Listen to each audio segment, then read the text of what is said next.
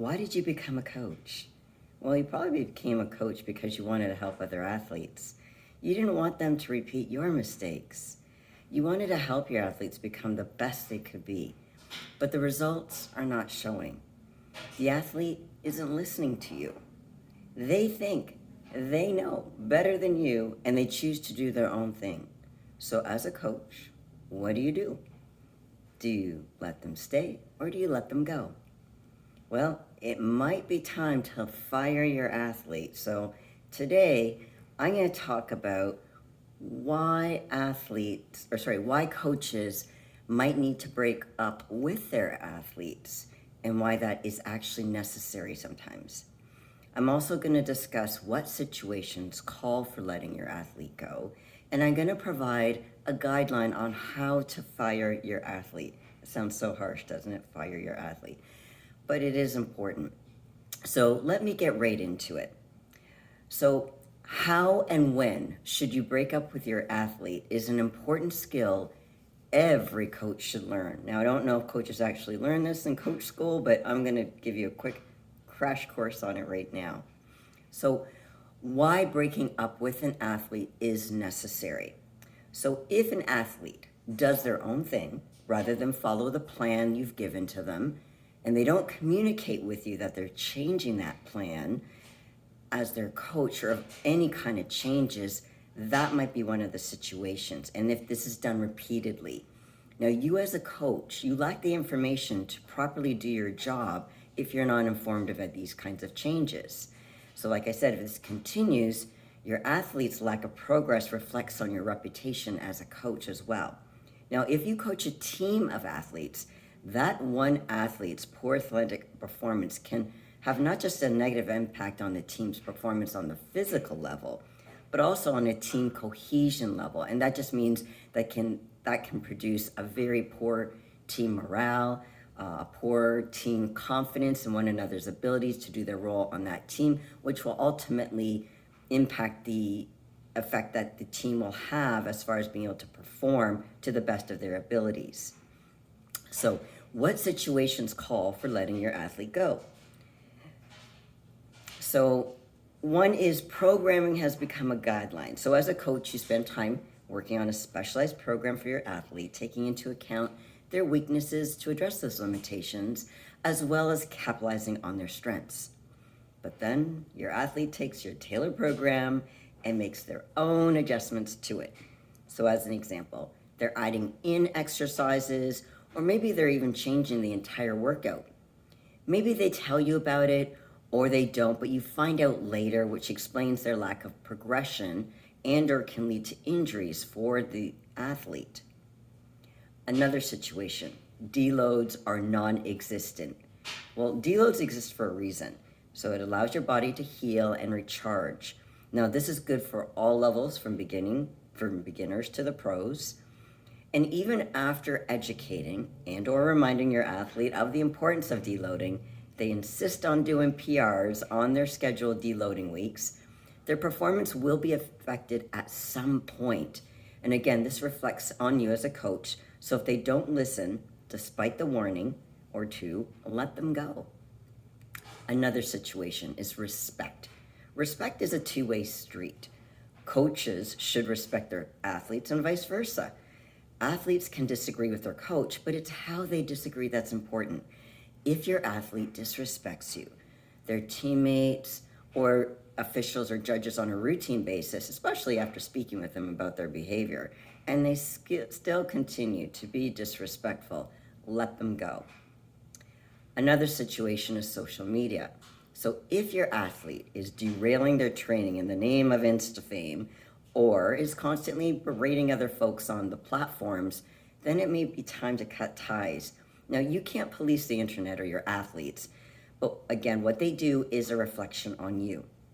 Plus, it's a good learning experience for them if they ever want a sponsorship to learn how to conduct themselves in a professional way. Another situation is if they are damaging their health. So if your athlete develops a health complication or complications but won't seek treatment, or if they've ignored their doctor's advice, this is going to lead them down to a very dark path. Now, this can also include mental health issues such as eating disorders. Now, whether or not the athlete appreciates your decision to break things off, which they may not, either temporarily or permanently for their own benefit, it is important for coaches to do the right thing by their client, even if their client doesn't see it that way. Another situation is, I call it crickets. What I mean by that is you haven't seen them in ages, they don't ever call or text you anymore, they don't provide status updates, they don't provide progress pictures. Now, if it continues to happen without a reason, now sometimes there's reasons such as whether the mental health issues, there might be family emergencies. If it continues happening without a valid reason, let them go.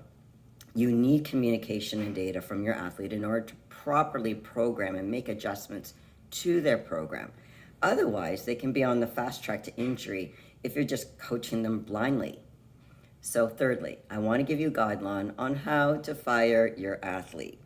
So the key to terminating a relationship with an athlete is to do so respectfully, tactfully, and by leaving your emotions at the door. Now, this is easier said than done.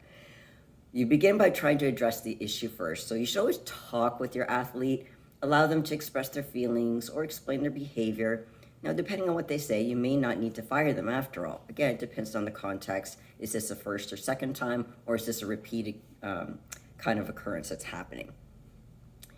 Another guideline, avoid doing it online.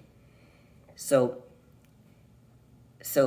if you end up doing it online, it becomes a he said, she said, or, coach said this and the athlete said that. And then when you do it online, the people who are not involved, such as the readers, it ends up that you actually you can look petty, and frankly, it's none of anyone else's business. It's just between you and your athlete. So avoid these types of important conversations, also via text or email, because ideally having the conversation in person is important. Now, if you are both, let's say, in different time zones, use a video chat like Skype, Zoom, Google Meet. There's lots of different video chats out there that will offer some options, so it can just be private between you and your athlete. The other guideline is choose your words carefully.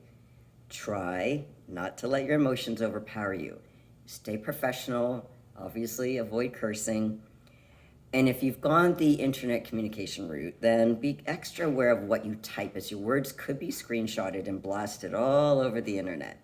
Think about what and how you're going to make your points ahead of time. Another guideline, you can offer to help them find a new coach. And this can go a long way with someone and keep the bridge from being burned altogether. It also shows that you're not a jerk.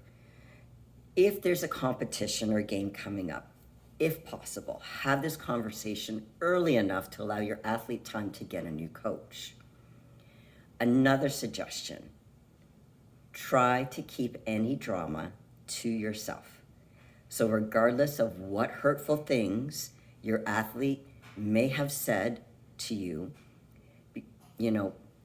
try to avoid telling other people about it, either in person or online. The sports community, like bodybuilding, is small and word gets around.